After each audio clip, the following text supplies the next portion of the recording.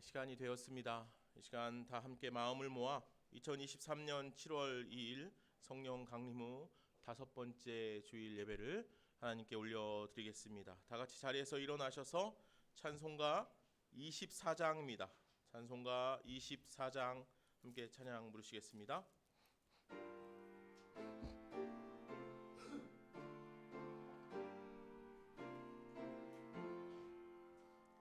왕 되신 주 다 찬양하여라.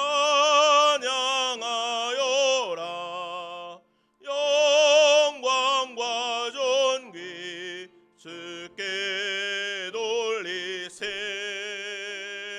하늘 위에 높이 계신 주님, 주님의 말씀 존귀하도다. 소망의 주 다 찬양하여라. 휘장을 걷고 보좌 오르사. 우리 위에 중보되신 주님, 날마다 은혜 부어주신다. 거룩한 주 여라. 선하신 주께 다 찬양하라.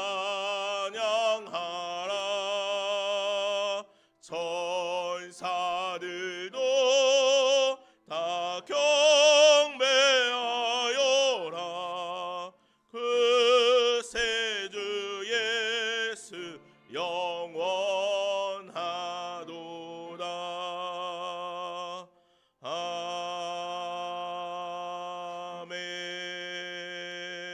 아멘. 아멘. 이 시간 함께 주님께 참회의 기도를 드리겠습니다. 그가 찔림은 우리의 허물 때문이요, 그가 상함은 우리의 죄악 때문이라. 그가 징계를 받음으로 우리가 평화를 누리고, 그가 채찍에 맞음으로 우리는 나음을 받았도다. 우리는 다 양 같아서 각기 제 길로 갔거늘 여호와께서는 우리 모든 죄악을 그에게 담당시키셨도다. 아멘. 이제는 지난 한 주간 하나님과 나만이 아는 죄를 생각하며 참회의 기도를 드립니다.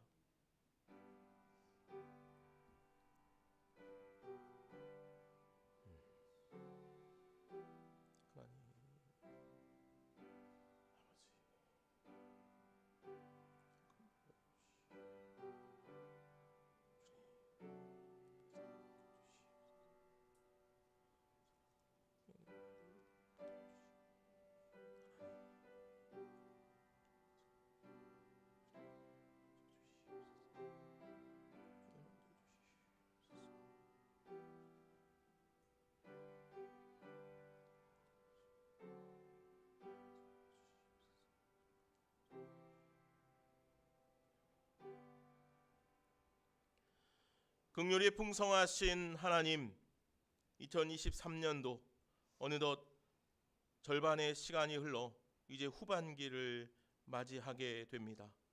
지난 반년의 시간을 돌아봅니다. 주님께서 허락하신 참 많은 은혜를 우리가 너무도 헛되이 사용하고 나의 것에만 집착된 삶을 살지 않았나 하는 생각이 듭니다. 주님께서 주신 많은 것들을 한 달란트 받은 자처럼 땅에 묻어두고 살았습니다. 우리의 심령에 기도가 그치고 우리의 입술의 찬양이 마르고 복음을 전파하는 일에 게을렀습니다. 주님, 우리의 죄와 허물을 용서하여 주옵소서. 주님의 몸된 교회를 위해 힘을 쏟지 못했고 하나님 나라를 확장하기는커녕 복음의 길을 막고 서 있지는 않았는지 주님, 우리를 긍휼히 여겨 주옵소서. 주님, 우리는 여전히 미련하고 약하고 죄악됩니다. 그러나 우리는 그런 우리 자신의 모습을 잘 깨닫지 못합니다.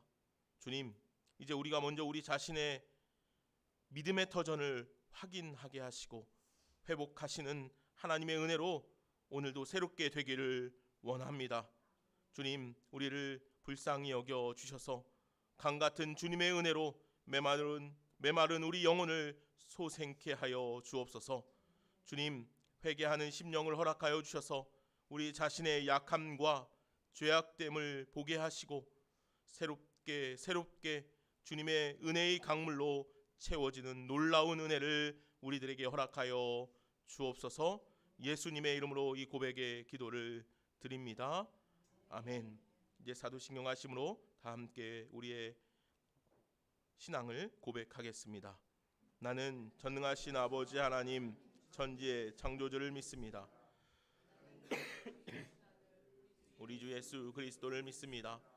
그는 성령으로 잉태되어 동정녀 마리아에게서 나시고 본디오 빌라도에게 고난을 받아 십자가에 못 박혀 죽으시고 장사된 지 사흘 만에 죽은 자 가운데서 다시 살아나셨으며 하늘에 오르시어 전능하신 아버지 하나님 우편에 앉아 계시다가 거기로부터 살아있는 자와 죽은 자를 심판하러 오십니다.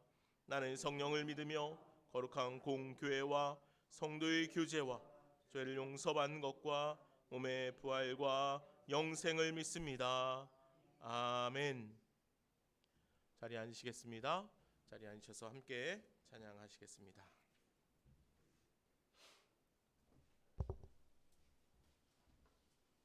찬송과 찬양 드리겠습니다. 536장 찬양입니다. 찬송가 536장입니다.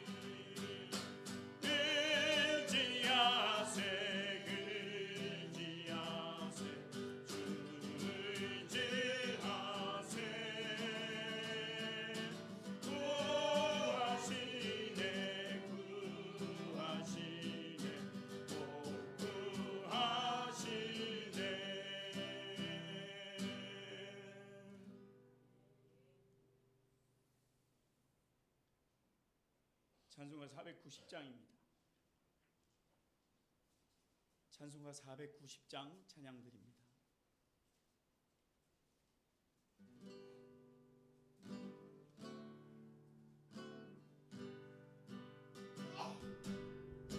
주여 지난 밤 내 꿈에 배었으니 그 꿈 이루어 주옵소서. 밤같이 내게 실로 보여주사 항상 은혜를 주옵소서. 나의 놀라운 그 정녕 남의 길은 장차 그 은혜 받으려니. 나의 놀라운 그 정녕 이루어져 주님 얼굴을 배우리라. 마음 괴롭고 아파서 낙심될 때 내게 소망을 주셨으며 내가 영광의 주님을 바라보니 앞길 환하게 보이도다. 나의 놀라운 그 정녕 남의 길은 장차 그 은혜 받으려니.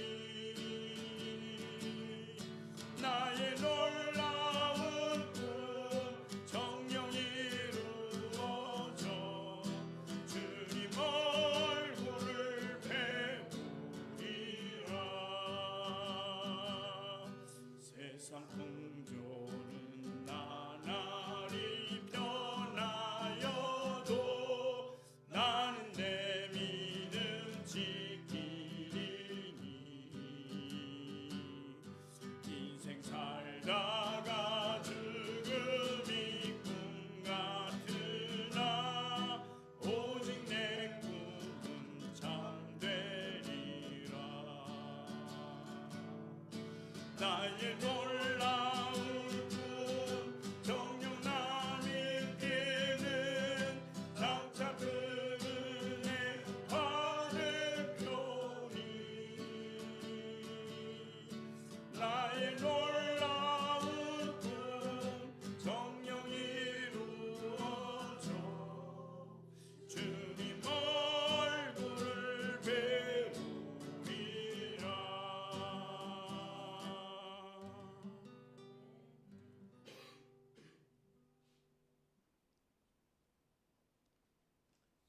찬송가 246장 찬양 드리겠습니다.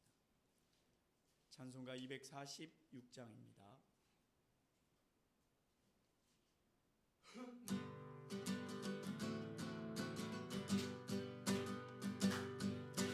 나 가나안 땅 귀한 성에 들어가려고 내 무거운 짐 벗어버렸네.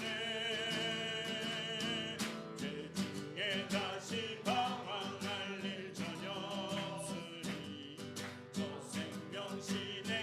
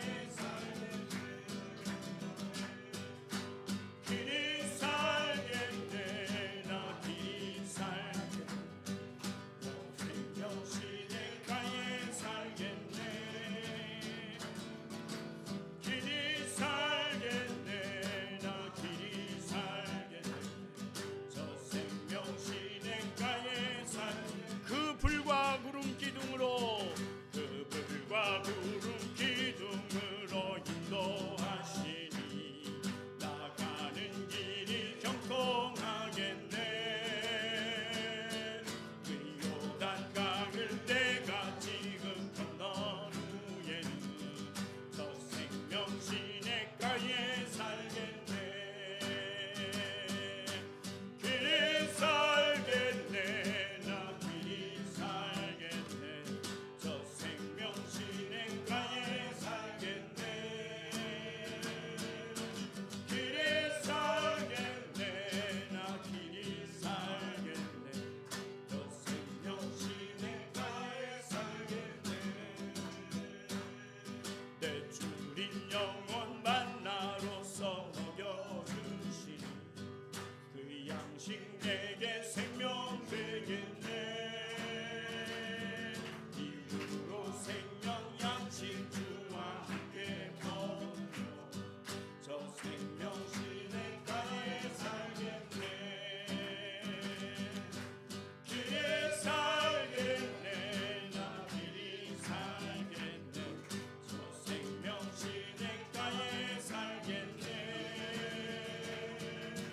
길이 살겠네. 나 길이 살겠네. 저 생명 시냇가에 살겠네.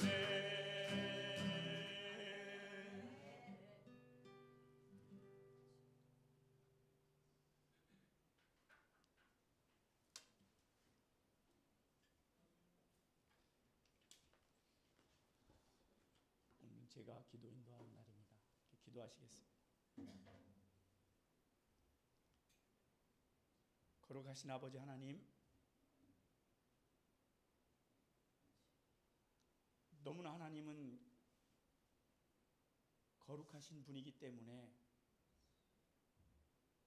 우리 마음에 하나님을 담기도 어렵고 우리의 입술로 하나님을 표현하기도 어렵고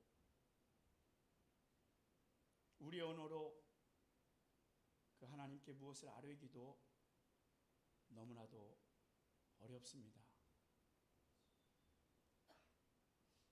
그러나 하나님께서 저희를 자녀 삼으시고 친구 삼으시고 이 죄악으로 더러워진 세상에서 우리를 구별하시고 꺼내셔서 거룩한 나라로 인도하시기로 작정하셔서 저희들은 그 하나님의 은혜에 너무나도 감사하고 감격합니다.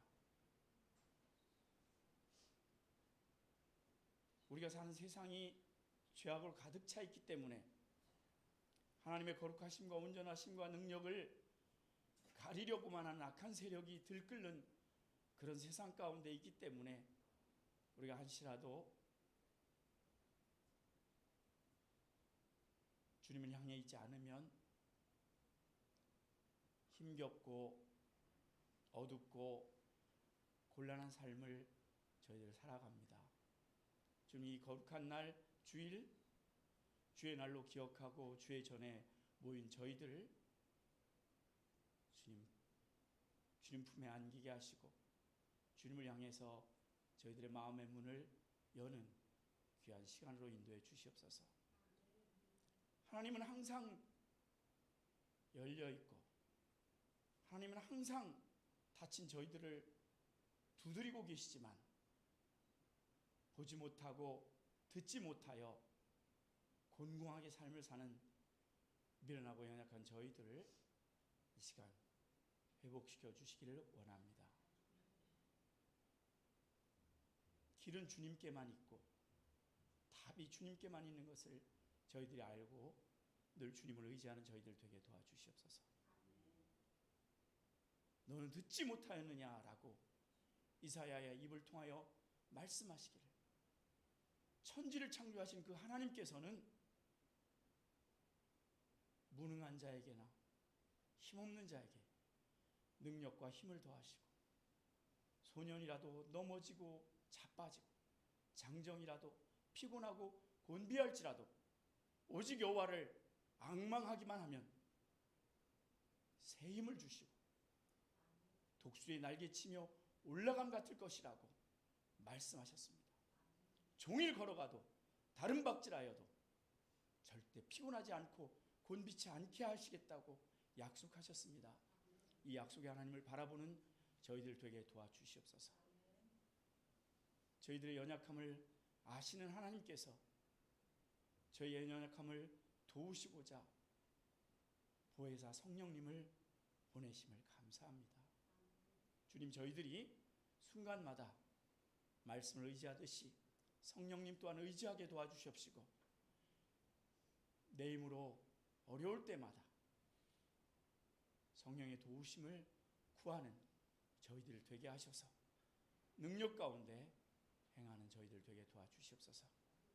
참으로 우리의 많은 지체들이 세상 가운데서 헤매이고 있고 갈 바를 몰라 방황하는 가운데 있습니다. 저희들이 먼저 주님 안에서 바르게 회복되어서 바른 삶을 살아가게 하시고 또 이 저희들의 기도와 권고로 말미암아 우리의 주변의 모든 연약한 지체들도 주께로 돌아와서 주님이 원하시는 바른 삶을 살아가는 우리 모두가 될 수 있도록 인도하여 주시옵소서.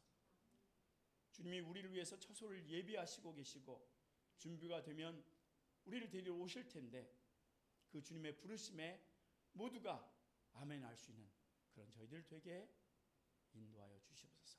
저희들은 이 일에 아름다운 도구가 되게 도와주시옵소서. 많은 사람들이 장막 가운데 있습니다. 하나님, 예년과 같은 피해는 아닐지라도 이 비로 인해서 불편하고 어렵고 힘들고 가뜩이나 어려운데 더 절망하는 사람들을 있지 않나 우리 주변을 잘 돌아보게 도와주시옵시고 힘껏 그들을 우리의 마음에 품고 기도해주며 도울 수 있는 저희들 되게 도와주시옵소서. 하나님, 작은 꽃나무가 꽃을 피우면 그 주변이 다 향기로 가득하게 됩니다. 그 꽃 하나를 따서 차에 두었더니 차 안에 냄새가 가득하였습니다. 하나님, 너는 그리스도의 편지요 그리스도의 향기라라고 저희에게 말씀하셨는데 저희들은 이 시간 주님 안에서 어떤 향기를 내나 우리 모습을 돌아보게 하시고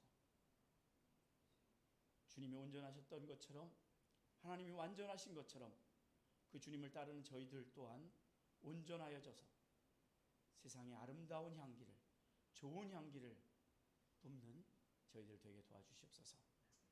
한 주간 세상에 속해 살 때에도 주께서 빛으로 살게 하시고 소금으로 살게 하시고 향기로 살게 하셔서 주님 받으실 만한 많은 열매들을 가지고 주께로 또 나오는 저희들 되게 도와주시옵소서.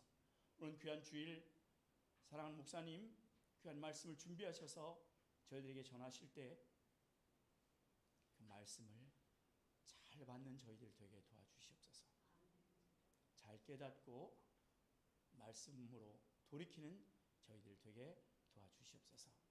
저희들 예배를 주께서 받아주실 줄 믿고 감사하며 모든 말씀을 우리 주 예수 그리스도의 이름으로 기도합니다.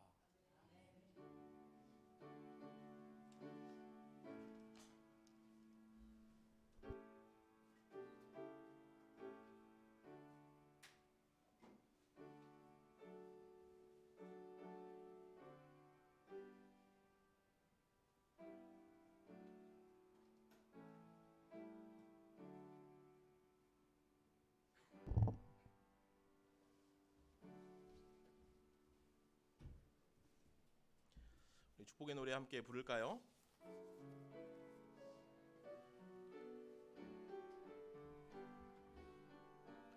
주님의 사랑이 당신을 통해 온 세상 가운데 전해지기를 원합니다. 우리 축복하며 노래합시다.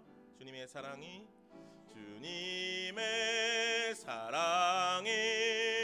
당신을 통해 온 세상 가운데 전해지기를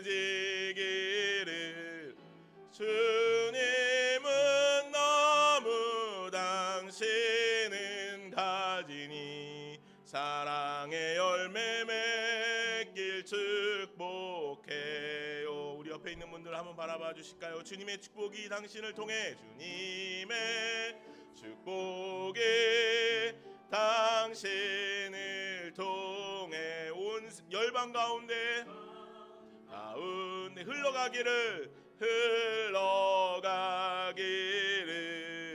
주님은 너무 당신은 가지니 사랑의 열매 맺길 축복해요.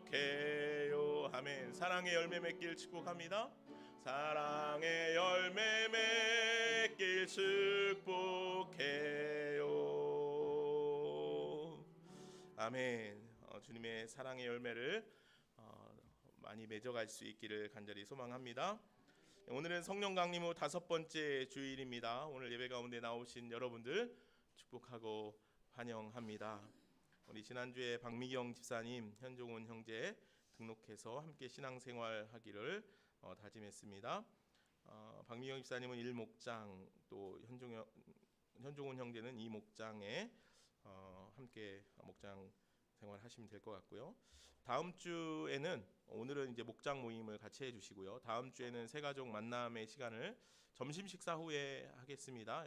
기억해 주시기 바랍니다. 오늘은 오후 예배가 없고 점심 식사 후에 목장 모임으로 모여주시고, 점심도 뭐 계획한 것이 있으면 하셔도 되고 편한 대로 그렇게 하시면 될 것 같습니다. 단 이제 목장 모임을 좀 잘 진행해 주시기를 바랍니다. 그리고 오늘 목장 모임을 하실 때는 목장 안에 오늘 예배를 함께 나오지 못한 이들을 여러분들 많이 좀 신경 써 주시면 좋겠습니다. 예. 오늘은 또 말씀 후에 성만찬이 있습니다. 함께 귀한 주님의 은혜를 나눌 수 있기를 바랍니다.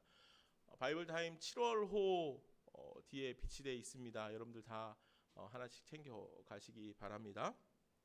7월에도 무더운 여름이 시작되지만 여러분들 말씀 읽기에 전념할 수 있기를 바랍니다. 오늘 하나님께서 우리에게 주시는 말씀은 느헤미야 2장의 말씀입니다. 느헤미야 2장 11절로 20절의 말씀입니다.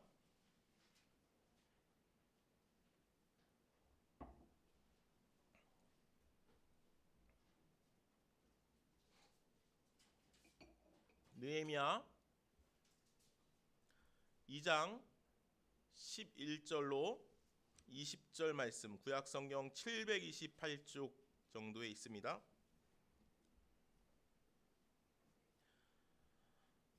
말씀을 제가 받들어 읽겠습니다. 내가 예루살렘에 이르러 머문 지 사흘 만에 내 하나님께서 예루살렘을 위해 무엇을 할 것인지 내 마음에 주신 것을 내가 아무에게도 말하지 아니하고 밤에 일어나 몇몇 사람과 함께 나갈새 내가 탄 짐승 외에는 다른 짐승이 없더라.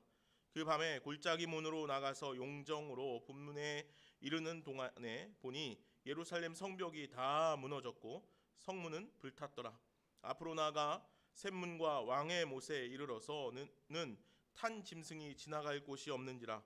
그 밤에 시내를 따라 올라가서 성벽을 살펴본 후에 돌아와 골짜기 문으로 들어와 돌아왔으나 방백들은 내가 어디 갔었으며 무엇을 하였는지 알지 못하였고 나도 그 일을 유다 사람들에게나 제사장들에게나 귀족들에게나 방백들에게나 그 외에 일하는 자들에게 알리지 아니하다가 후에 그들에게 이르기를 우리가 당한 곤경은 너희도 보고 있는 바라. 예루살렘이 황폐하고 성문이 불탔으니 자 예루살렘 성을 건축하여 다시 수치를 당하지 말자 하고 또 그들에게 하나님의 선한 손이 나를 도우신 일과 왕이 내게 이른 말씀을 전하였더니 그들의 말이 일어나 건축하자 하고 모두 힘을 내어 이 선한 일을 하려 하매 호론 사람 산발랏과 종이었던 암몬 사람 도비아와 아라비아 사람 게셈이 이 말을 듣고 우리를 업신여기고 우리를 비웃어 이르되 너희가 하는 일이 무엇이냐 너희가 왕을 배반하고자 하느냐 하기로 내가 그들에게 대답하여 이르되 하늘의 하나님이 우리를 형통하게 하시리니 그의 종들인 우리가 일어나 건축하려니와 오직 너희에게는 예루살렘에서 아무 기업도 없고 권리도 없고 기억되는 바도 없다 하였느니라. 아멘. 하나님의 말씀입니다.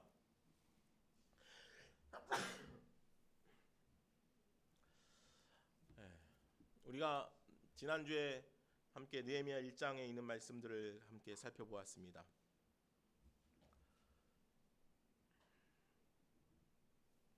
느헤미야는 페르시아 제국의 아주 높은 관료로 등용되어 승승장구하고 있었습니다. 그는 왕으로부터 두터운 신임을 받았으며 그의 삶은 어찌 보면 편안하고 행복한 그런 삶이었을 것입니다. 그러던 어느 날 느헤미야는 하나님을 통해 예루살렘이 얼마나 황폐하게 되었는지, 또한 그곳에 남겨진 이들이 얼마나 고통과 어려움 가운데 살아가고 있는지에 대해서 들었습니다. 그렇죠? 우리가 지난주에 함께 살펴본 말씀입니다. 이에 느헤미야는 깊은 슬픔에 빠졌고 그 자리에 주저앉아 금식하며 하나님께 기도하기 시작했습니다. 우리가 지난주에 함께 살펴본 바에 의하면 그가 무려 4개월 동안이나 금식하며 기도하였다라고 그렇게 성경은 기록하고 있지요. 그리고 그렇게 기도하는 와중에 드디어 때가 찾아왔습니다. 느헤미야는 왕에게 무너진 예루살렘 성읍을 다시 세워줄 것을 청할 수 있는 기회를 얻었고, 그 기회를 놓치지 않고 느헤미야는 왕에게 간곡히 그 요청을 합니다. 그리고 왕은 이 느헤미야의 청을 기꺼이 들어주지요. 그리고 왕은 군대 장관에게 느헤미야를 보호하게 했고 서쪽 지방의 총독들에게까지 그 안전을 보장할 수 있게 해줍니다. 더 나아가서 산림 감독에게는 그에게 필요한 것들을 제공하라라는 친서까지 받게 됩니다. 참 놀라운 일이죠. 하나님의 은혜가 아닐 수 없습니다. 하나님의 역사임에 틀림없습니다. 하나님께서는 무너진 이스라엘 공동체를 다시 세우기 위해 느헤미야를 통해 하나님의 선한 손의 역사를 이제 이루어 가기 시작하시는 것입니다. 그 하나님의 선한 손, 하나님의 선한 역사를 막을 이는 아무도 없습니다. 그 하나님의 선한 손에 붙잡힌 인생인 느헤미야의 길을 막는 이는 아무도 없었습니다. 그가 행하고자 하는 일, 그를 통하여 행하시는 하나님의 역사가 이루어지지 않은 것이 하나도 없습니다. 오늘 저와 여러분들 가운데도 그러한 놀라운 하나님의 선한 손의 역사가 있기를 간절히 소망합니다.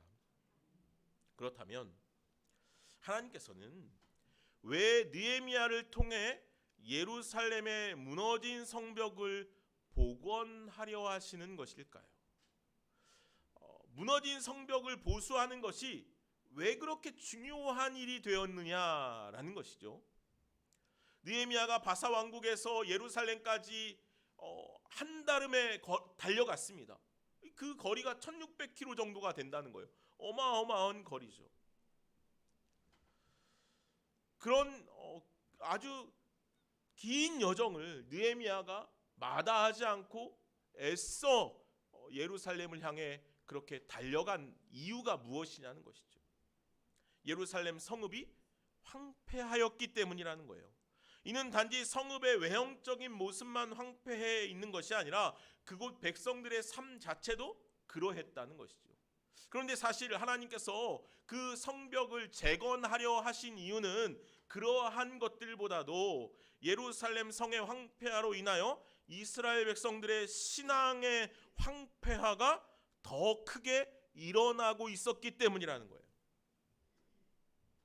이스라엘 백성들의 모습을 보니까 그들이 벌써 1차 바벨론 포로에서 해방된 지가 벌써 100여 년이 가까이 되었는데, 그들이 100여 년 전에 포로에서 해방되어서 본국으로 돌아간 이들이 있는데, 그들을 통하여 하나님의 백성들이 회복되고 하나님의 나라가 다시 세워지고 영적으로 다시 강건해지고 하나님의 역사들이 일어나야만 했는데, 이스라엘 백성들 가운데 그러한 일들이, 그러한 낌새가 전혀 일어나지 않았다는 것이죠. 왜 그렇습니까? 성벽이 무너지고 그들의 영적 상태가 그 성벽이 무너진 것과 같이 황폐화되어 있었기 때문이죠. 그들의 영적 상태는 그야말로 참담한 수준이었다는 거예요. 그들이 왜 그렇게 황폐한 영적 상태 가운데 놓여 있었습니까? 사실 1차 바벨론 포로 해방 이후에 그들이 스룹바벨과 함께 가장 먼저 한 일이 무엇입니까? 성전을 재건하는 일이었어요. 무너진 성전을 다시 쌓아 지었잖아요. 그들에게 가장 첫 번째 되는 우선순위가 그것이었어요. 성전을 다시 지어놨어요. 그들이 예배할 수 있고, 그들이 함께 모일 수 있고, 그들이 하나님을 만날 수 있는 그러한 성전을 다시 재건했다는 거예요. 그런데도 불구하고 100여 년의 시간이 지난 오늘날 느헤미야가 말씀이 전해지는 이 시간까지도, 이때까지도 여전히 그들의 신앙은 회복되지 않았습니다. 아니, 오히려 더 황폐화되어 있었다는 거죠. 문제는 성전이 회복되어져서 성전만 있는 것이 아니라 성전을 둘러싸고 있는 예루살렘 성벽이 회파되어 있었기 때문이라는 거예요. 성벽의 무너짐은 이스라엘 백성들의 신앙의 무너짐도 함께 하고 있었다는 것이죠.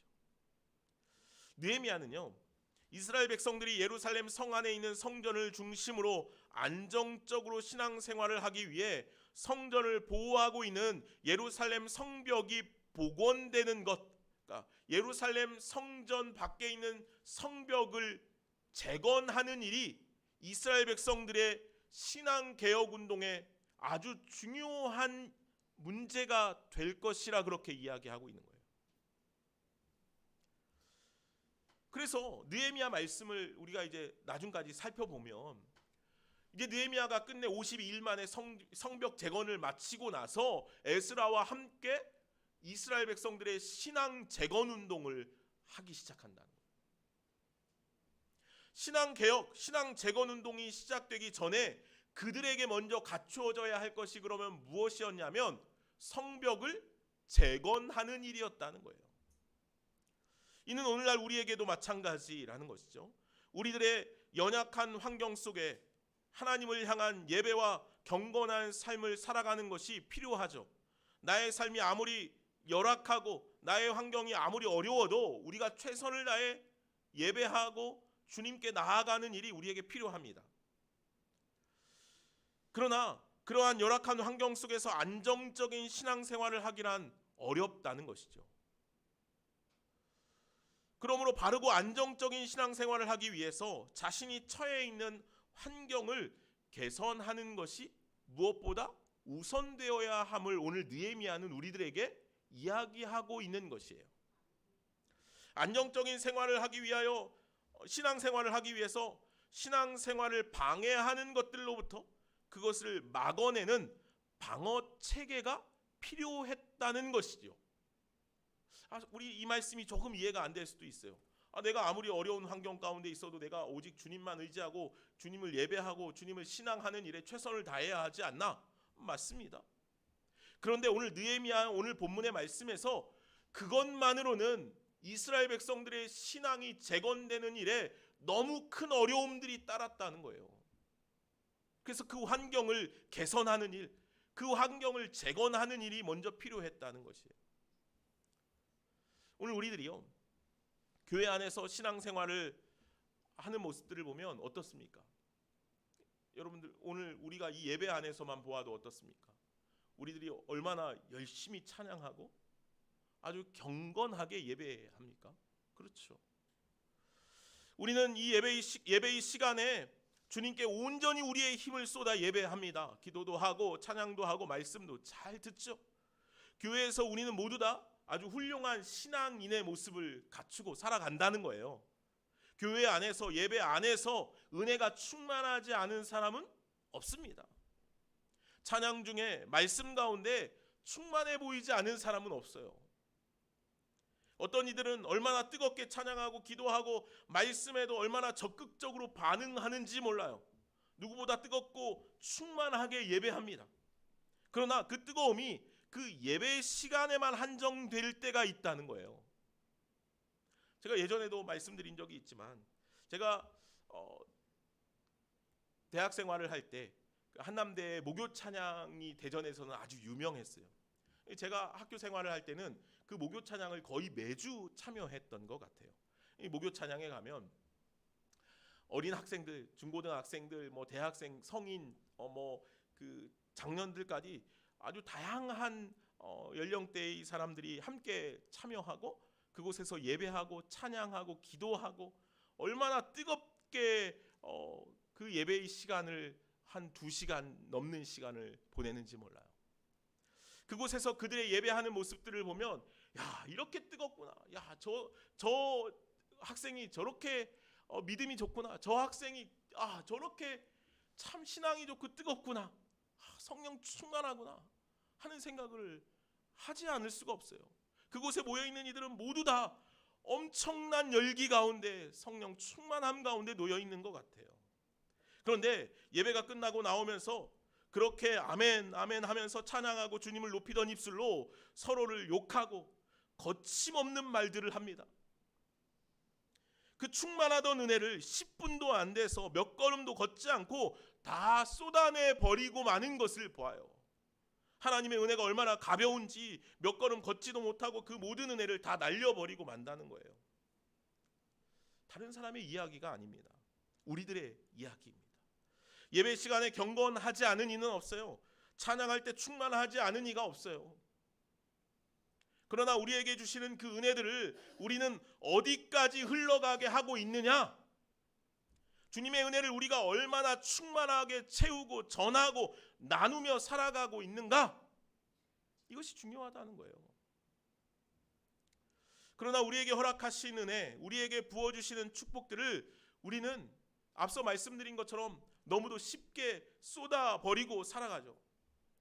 우리를 무너뜨리는 것이 참으로 많기 때문일 것이에요. 성벽이 무너진 이스라엘 백성들의 신앙의 삶이 그러했다는 거예요. 예배를 통해서 성전에서 주님을 만나고 주님께서 허락하신 충만함이 있지만 무너진 성벽을 통해서 너무도 쉽게 그들의 영성이 침체되고 침해되고 쓰러져 버리고 말았다는 거예요. 우리의 신앙을 침해하고 황폐하게 하는 무너진 성벽들이 있다는 것이죠. 오늘 나의 신앙을 무너뜨리는 가장 큰 적은 무엇입니까? 오늘 우리는 이것을 오늘 말씀을 통해서 좀 고민하고 살펴보았으면 좋겠어요. 느헤미야가 예루살렘 성벽을 답사한 후에 오늘 본문 17절에 이렇게 말씀합니다. 17절 말씀을 한번 다시 보실까요? 우리 말씀을 함께 읽어봅시다. 17절입니다. 후에 그들에게 이르기를 보고 있는 바라 예루살렘이 황폐하고 성문이 불탔으니 자 예루살렘 성을 건축하여 다시 수치를 당하지 말자 하고 다시 수치를 당하지 말자라고 그렇게 느헤미야가 이스라엘 백성들을 향하여 선언하고 결단합니다. 오늘 우리에게 이러한 결단이 필요합니다. 우리는 자꾸 넘어져요. 우리에게 허락하신 은혜들이 많이 있지만 그 은혜들을 쉬이 쏟아내고 우리는 넘어져요. 사단은 우리를 그렇게 넘어뜨리려고 우리의 약한 부분들, 무너져 있는 성벽들을 공격한다는 거예요. 그래서 이제 우리는 결단해야만 해요. 우리의 약한 부분, 나약하고 무너져 있는 성벽을 다시 수축하고 다시 수치를 당하지 않게 해야 하겠다는 것이죠. 그럼 무너진 성벽을 재건하기 위해 다시 수축하기 위해 어떠한 일들이 필요하겠습니까? 먼저 하나님의 백성으로서의 사명, 정체성을 회복해야 하겠다라는 것이에요. 우리가 어떤 일을 할 때 가장 먼저 우리 안에 두어야 하는 물음은 바로 우리가 누구인가라는 것이에요. 내가 왜 이 일을 하는가라는 것이죠. 우리가 누구인가 하는 것은 우리가 무엇을 어떻게 할 것인가를 결정하는 아주 중요한 근거가 된다는 거예요. 때문에 오늘 이스라엘 백성들이 성벽을 재건하는 일을 해야 하는 이유가 무엇인지 알기 위해 그들은 자신의 정체성, 사명을 먼저 깨닫고 고백할 수 있어야 하겠다는 거예요. 느헤미야에게 오늘 그러한 고백들이 있어요. 12절 말씀을 보면 느헤미야가 이렇게 말합니다. 내 하나님께서 예루살렘을 위해 무엇을 할 것인지 내 마음에 주신 것을 내가 아무에게도 말하지 아니하고, 하나님께서는요 느헤미야에게 주신 마음이 있었다는 거예요. 어떤 마음이요? 예루살렘에 보내신 이유, 보내셔서 그에게 허락하신 사명에 대한 이유, 그 하나님의 마음이 느헤미야 안에 있었다는 것이죠. 하나님께서 하나님의 백성들을 통해 이루고자 하시는 일들이 있습니다. 하나님의 백성들을 통해 세우고자 하시는 일이 있다는 거예요. 이것이 하나님의 자녀들을 향한 하나님의 자녀들의 사명이고 정체성이라는 거죠. 출애굽한 이스라엘 백성들을 한번 생각해 보세요. 출애굽한 이스라엘 백성들이 광야의 삶을 시작해 갑니다. 그죠? 그런데 그들이 가장 먼저 한 일이 무엇이냐면 회막을 짓는 일이었어요. 회막. 그러니까 성막을 짓는 일. 그러니까 예배드릴 공간을 짓는 일이었다는 거예요.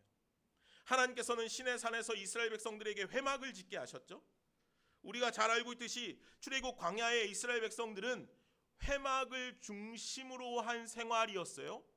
회막을 중심으로 그들의 모든 것들이 진행되었고, 회막을 중심으로 하여서 이스라엘 백성들은 움직였다는 거예요. 민수기 2장 말씀을 보면 우리가 이스라엘 백성들의 지친 모습들을 확인할 수 있는데, 회막을 한가운데 두고 세 지파씩 사방으로 동서남북에 그들이 모였어요. 그리고 모세가 제사장들과 함께 뿔라파를 불면서 예배의 시간을 알리거나 이동의 시간을 알리거나 정착해야 될 시간을 알릴 때 그들은 회막을 향하여 보았다는 것이죠. 그들이 언제 움직여야 하는지, 어떻게 움직여야 하는지, 그들은 언제나 그들의 중앙에 있는, 중심에 있는 회막을 바라보았어요. 회막은 이스라엘 백성들을 하나의 공동체로 모으는 아주 중요한 곳이었죠. 그들이 하나님의 백성이라는 정체성을 세우는 가장 중요한 공간이었다는 거예요. 예루살렘 성벽도 마찬가지입니다. 이스라엘 백성들의 삶의 근간이며 중심이 되는 것이 바로 성전이었죠. 그 성전을 둘러싸고 있는 성벽이 있었다는 거예요. 때문에 성벽을 재건하는 일은 그들이 하나님의 백성임을 다시 한번 자각하며 공동체로 하나님의 백성으로서의 정체성을 회복하는 데 아주 중요한 일이 되었던 것이죠.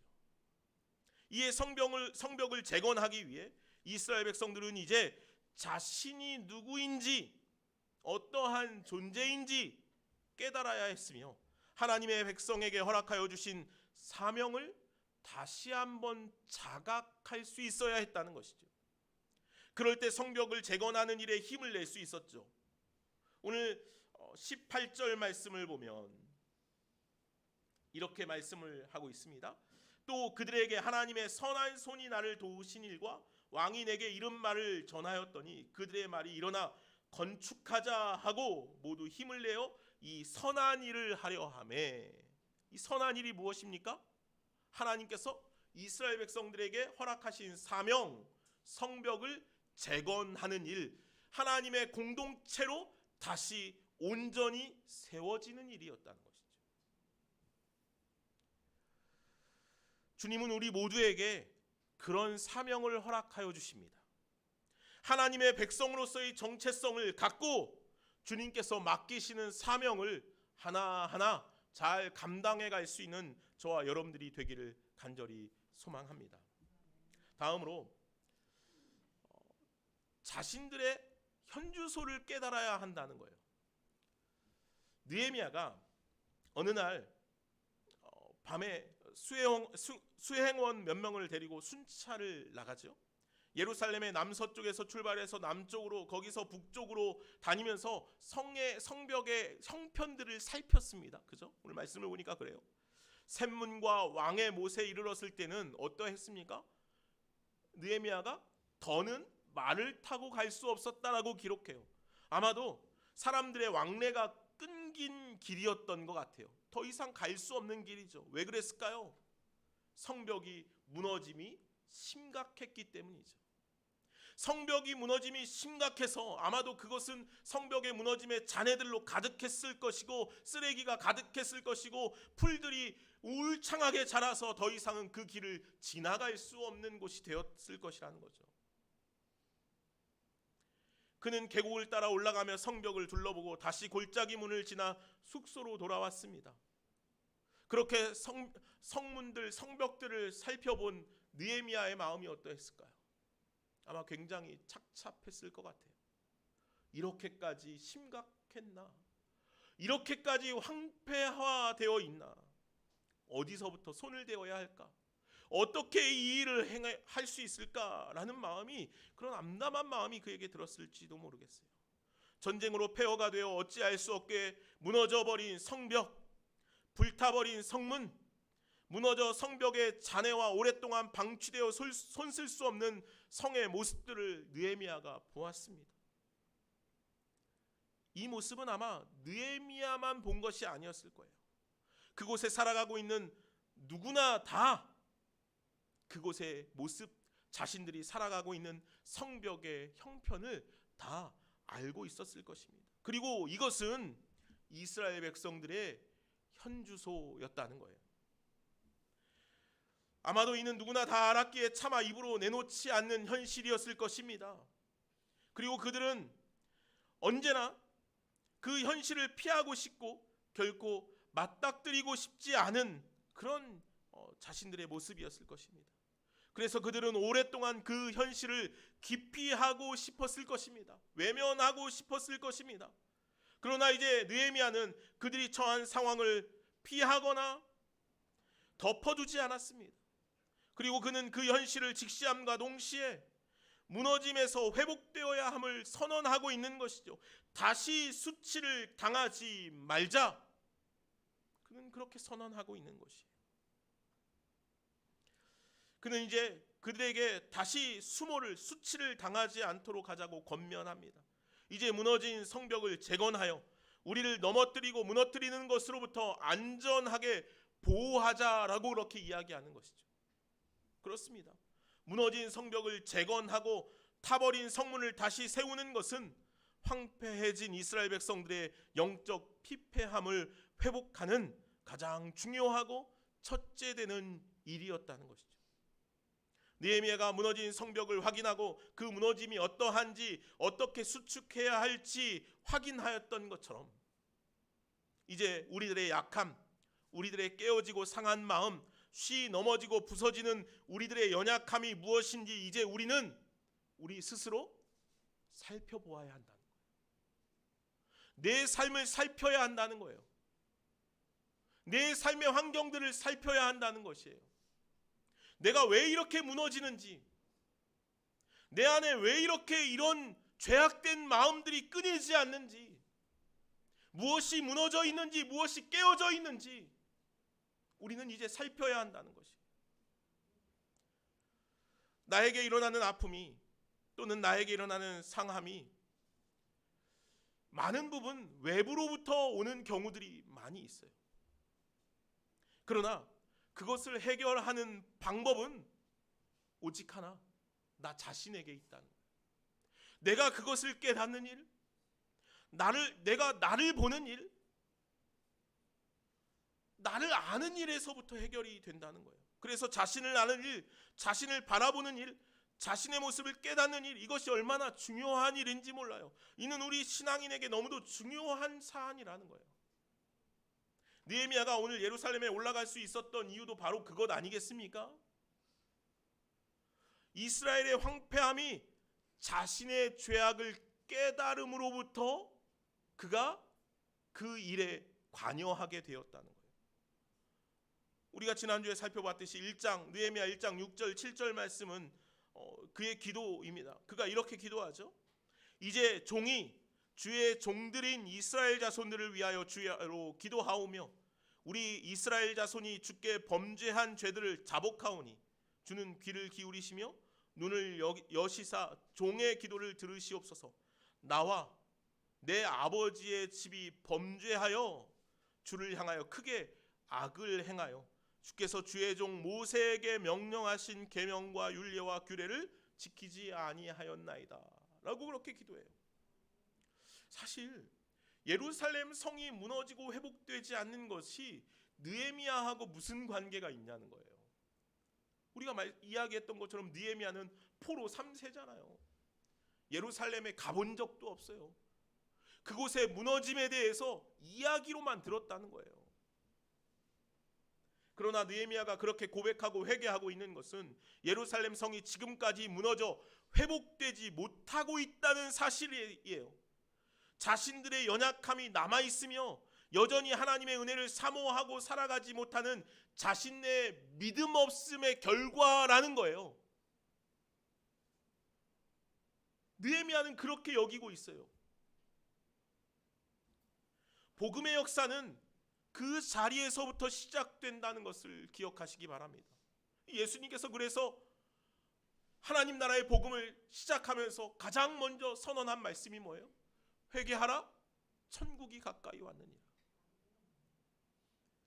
회개하라, 천국이 가까이 왔느니라. 오늘 우리가 무엇을 회개해야 합니까? 주님께서는 우리들에게 회개하라고 말씀하셔요. 천국을 소망하는 자, 천국을 향하여 살아가는 자들이 가장 먼저 취해야 할 자세가 회개라는 것이에요. 돌이키고 깨닫는 자들만이 하나님 나라를 소망하기 때문일 것입니다. 사랑하는 여러분, 이제 무너진 성벽을 재건하여 다시는 수치를 당하지 않도록 해야만 하겠습니다. 언제까지 그 자리에 넘어져 있을 수 없지 않겠습니까? 주님께서 주신 은혜를 언제까지 쏟아내며 살아갈 수 없지 않겠습니까? 주님께서는 우리에게 주시는 사명이 분명히 있습니다. 하나님의 백성으로서의 삶을 살아갈 것을 요청하시죠. 천국을 소망하라, 하나님 나라를 살아가라 분명 말씀하십니다. 온 열방 가운데, 이 땅 가운데 오늘 우리들이 그런 주님의 자녀다운 삶, 하나님의 형상을 띠고 살아가는 삶을 우리들에게 요청하신다는 거죠. 그래서 오늘 우리들은 이제 깨달아 알아야 해요. 우리들이 얼마나 연약한 존재인지, 내가 늘 넘어지고 내가 깨지고 상하는 것이 어디에서부터 일어나는 것인지 깨달아야 해요. 그것을 외부에서 찾으면 안 됩니다. 오늘 느헤미야는 예루살렘 성이 무너져 여전히 회복되지 않는 것이 자신이 기도하지 않기 때문, 자신이 하나님의 말씀에 바로 서지 않았기 때문에, 하나님의 말씀을 온전히 지키지 못하고 살아갔기 때문이라고 이야기하잖아요. 사랑하는 여러분, 이제 오늘 우리들의 무너짐을 그냥 내버려 두어서는 안 됩니다. 모른 척하고 덮어두고 살아가지 말아야 합니다. 그러면 재건될 수 없어요. 보아야 합니다. 무너진 것을 보아야 해요. 무엇이 무너졌는지, 무엇을 다시 세워야 하는지 보아야 해요. 그래야 우리가 더 튼튼하고 온전하게 우리의 약함을 주님의 강함으로 채워낼 수 있을 줄로 믿습니다. 사단은 우리들의 약함을 너무 잘 알아요.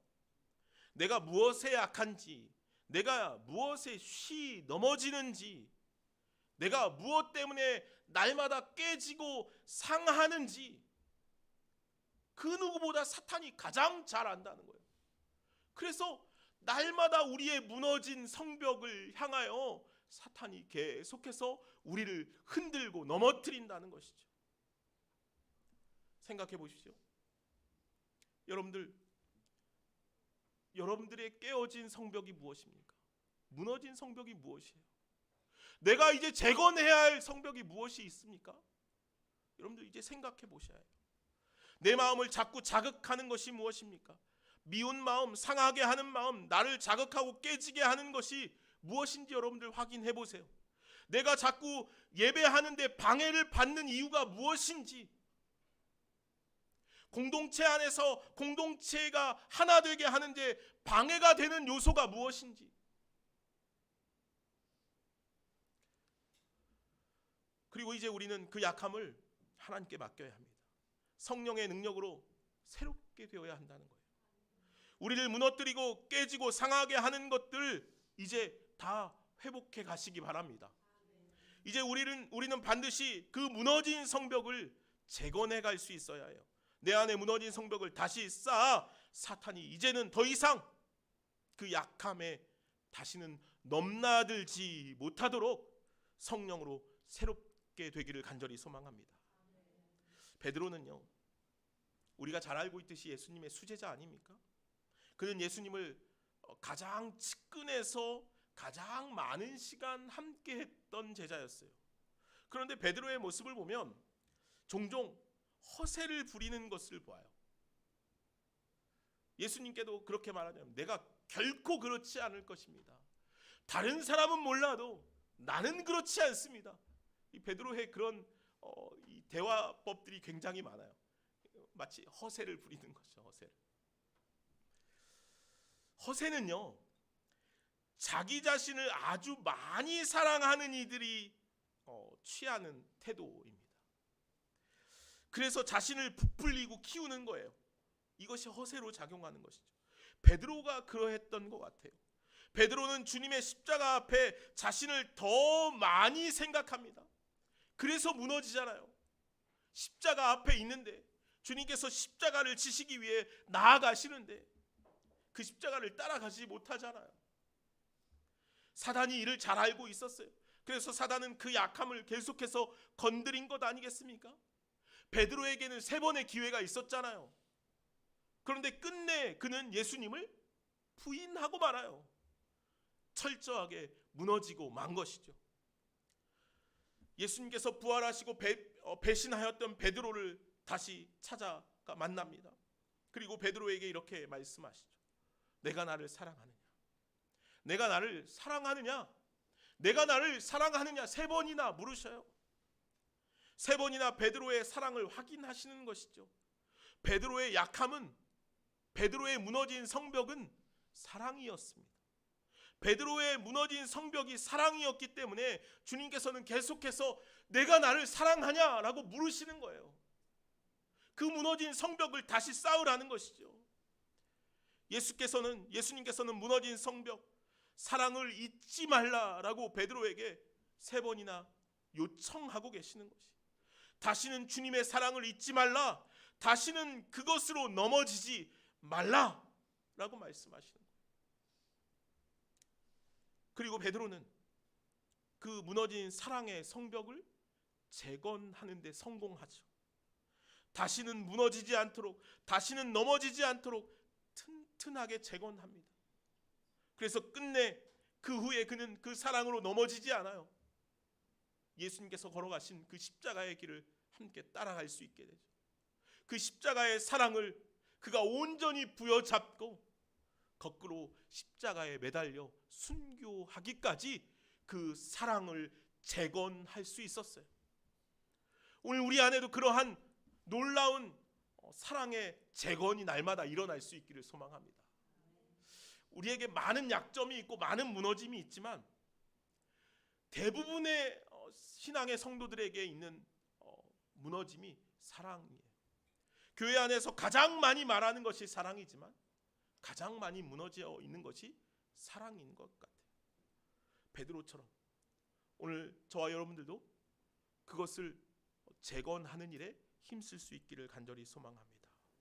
이제 우리에게 무너져 있는 성벽을 다시 쌓아 결코 다시는 수치를 당하지 않는 저와 여러분들의 삶이 되기를 간절히 소망합니다. 이제 결단하시기 바랍니다. 확인하시기 바랍니다. 다른 것을 보지 마시기 바랍니다. 하나님께서 나에게 주신 사명을 보시고 내 안에 있는 약점, 내 안에 있는 아픔, 내 안에 있는 상처, 내 안에 있는 모든 그 무너짐이 주님께서 나를 다시 재건하게 하시기 위한 은혜의 통로임을 기억하셔서 주님, 내가 다시 재건하겠습니다. 내가 다시 세워가겠습니다. 다시는 결코 그것으로 무너지지 않겠습니다. 오늘 이 말씀과 함께 다짐하여 우리의 신앙을 다시 새롭게 세워갈 수 있는 저와 여러분 모두가 되기를 간절히 소망합니다. 우리 이 시간 같이 함께 찬양하실까요? 우리 지난주에 함께 나눈 찬양, 함께 부른 찬양입니다. 주님의 긍휼 강같이 흘러 무너지고 깨어진 우리의 삶에 다시 회복이 일어나게 해달라고 우리 함께 고백하며 찬양하겠습니다.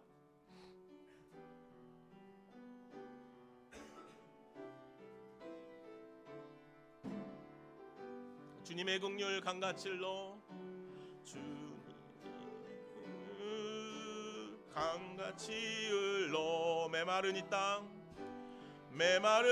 땅 살아나리라.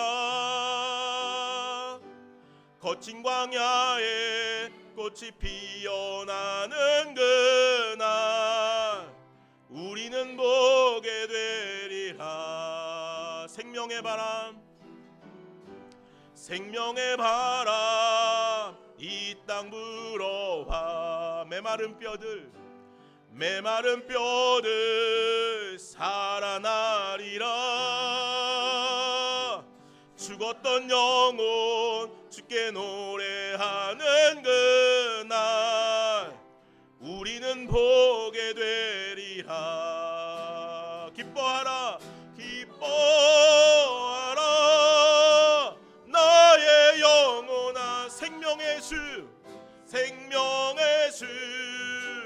곧 오시네.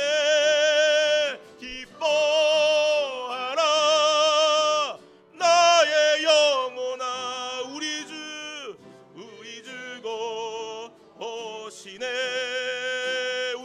오시네. 우리 주 곧 오시네. 우리 다시 한번 찬양할까요? 주님의 긍휼 강같이 흘러 메마른 우리 마음 가운데 살아나리라. 거친 광야에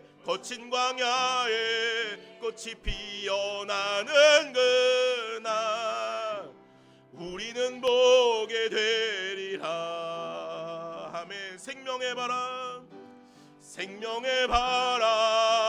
이 땅 불어와 메마른 뼈들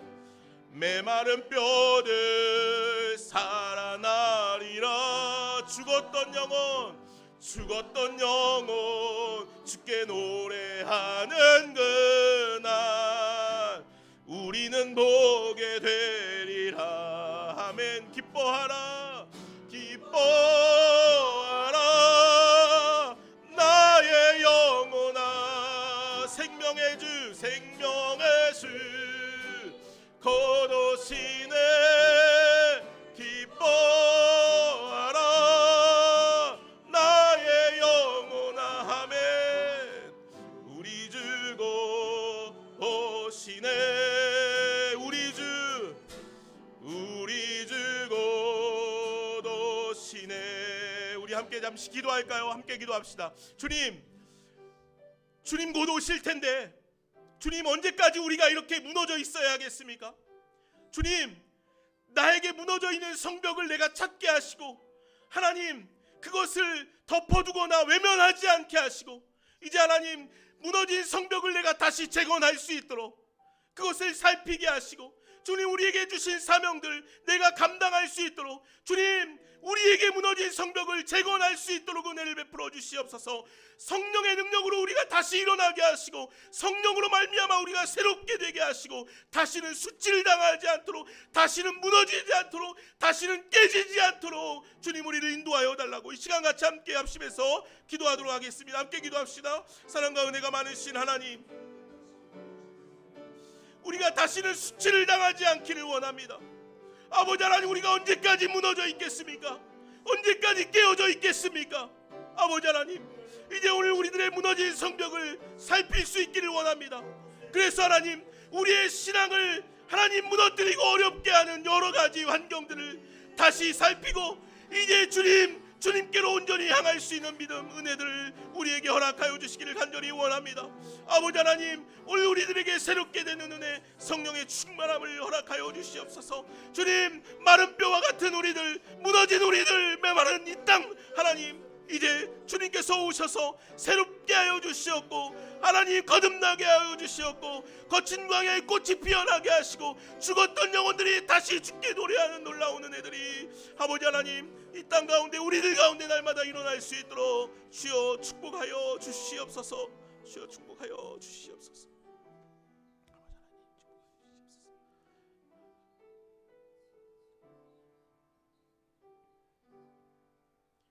주님, 우리가 다시는 수치를 당하지 않기를 원합니다. 우리 안에 무너져 있는 성벽들을 다시 다 재건함으로 우리의 무뎌지고 상하고 게을러지고 아무것도 할 수 없을 것만 같은 그러한 깨어진 영성들이, 우리의 신앙이 다시 회복되어지게 하여 주시옵소서. 아버지 하나님, 이제 다시 새롭게 수축하여 하나님 다시는 그것으로 넘어지지 아니하게 하여 주시옵소서. 다시는 사단이 그 우리의 약함을 틈타지 않도록 주여 우리를 더 강하고 단단하게 주님 믿음 위에 세워 주시옵소서. 감사하며 예수님의 이름으로 기도하옵나이다. 아멘. 시간 우리 함께 성만찬을 함께 나누도록 하겠습니다. 주님께서 우리를 성찬으로 초대해 주십니다. 주님의 피로 구원을 받은 사랑하는 성도 여러분, 성찬 성례전은 예수 그리스도를 기념하여 그의 재림하실 때까지 그의 죽으심을 기억해 하는 예식입니다. 오늘 주님께서는 이 예식을 통하여 우리를 다시 새롭게 하기를 원하시고 우리 안에 멈춰버린 주님의 보혈의 피가 다시 흘러가게 하실 줄로 믿습니다. 이제 주님께서 우리를 초대하시는 이 성찬의 자리를 통하여 귀한 회복과 새로운 은혜가 우리 안에 있기를 간절히 소망합니다. 기도하겠습니다.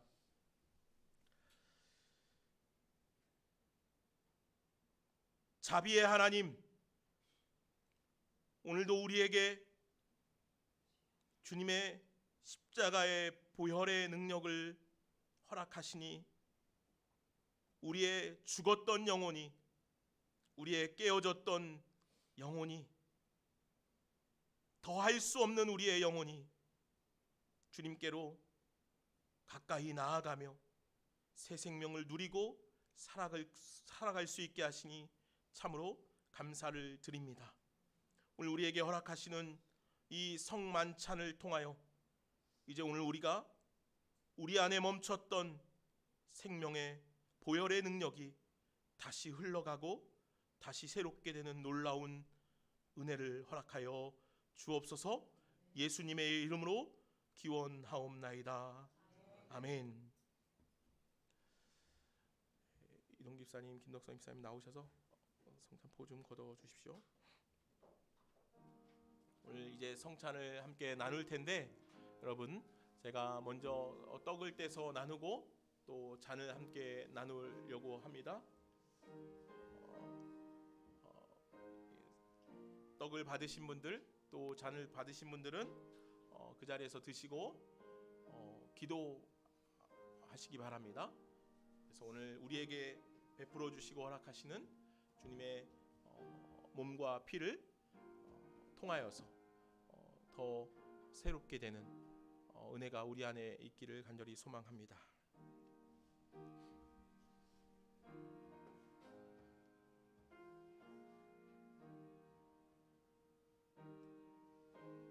문병례를 하겠습니다.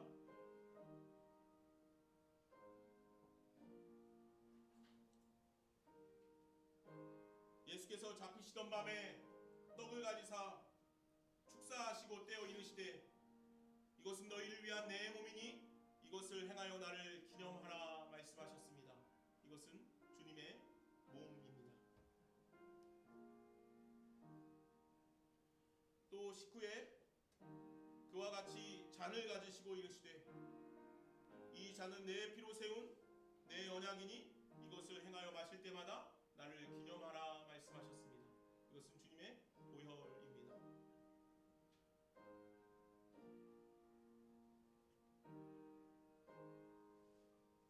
떡부터 함께 나누겠습니다. 주님의 몸입니다.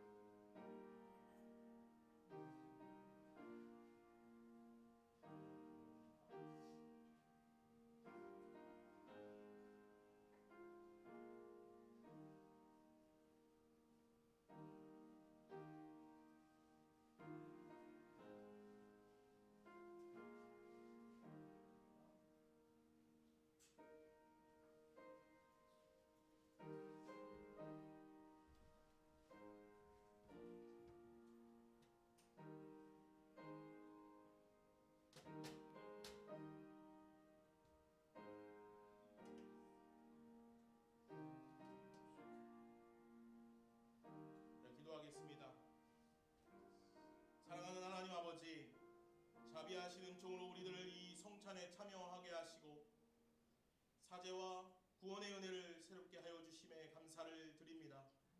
우리가 주님의 동일한 지체임을 이 성찬을 함께 떼어 나눔으로 확인하게 하시고 이제 그로 말미암아 서로 사랑하며 하나가 되는 길을 걷게 하여 주시옵소서.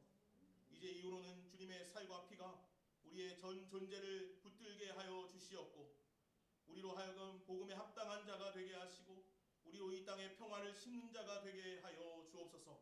항상 예수 그리스도의 죽으심과 다시 사심을 증언하는 참 복음의 사명을 붙들고 살아갈 수 있는 우리 모두가 되게 하여 주옵소서.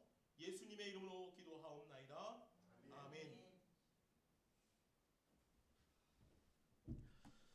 예, 다 같이 자리에서 일어나셔서 다 같이 자리에서 일어나셔서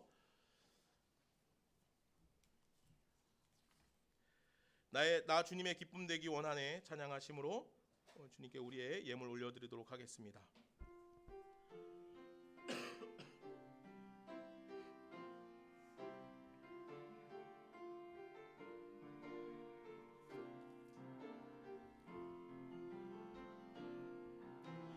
나 주님의 기쁨 되기 원하네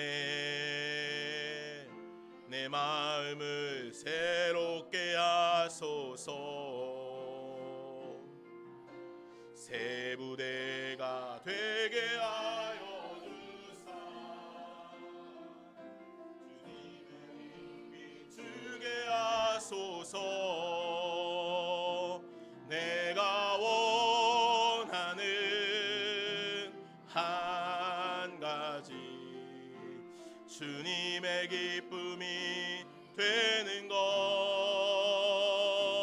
내가 원하는 한 가지 주님의 기쁨이 되는 것